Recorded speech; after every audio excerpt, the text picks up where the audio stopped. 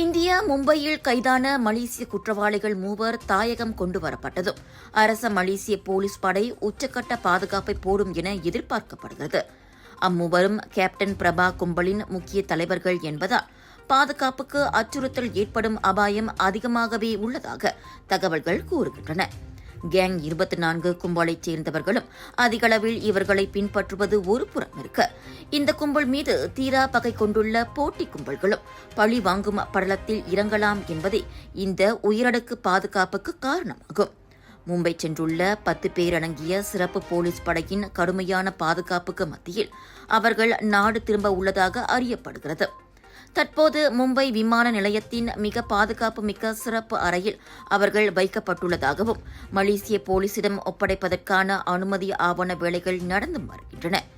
எந்த சிக்கலும் இல்லை என்றால் அவர்கள் விரைவிலேயே மிகுந்த பாதுகாப்போடு கோலாலம்பூர் கொண்டு வரப்படுவர். KLIA வந்ததும் அதே பாதுகாப்புடன் செப்பாங் போலீஸ் நிலையம் கொண்டு செல்லப்படுவர். ஆவண சரிபார்ப்பு பணிகள் முடிவடைந்ததும் நேரடியாக செப்பாங் மேஜிஸ்ட்ரேட் நீதிமன்றத்தில் நிறுத்தப்படுவர் என புக்கிட் அமான் போலீஸ் வட்டாரங்கள் தெரிவிக்கின்றன. வெளிநாடுகளில் தலைமறைவாக இருந்த அம்மூவரும் முன்னதாக பிரிட்டனிடமிருந்து வெளியேற்றப்பட்டனர். எனினும் அனைத்துலக அளவிலான ஒத்துழைப்பின் பலனாக மும்பை விமான நிலையத்தில் கைதாகி தடுத்து வைக்கப்பட்டுள்ளனர்.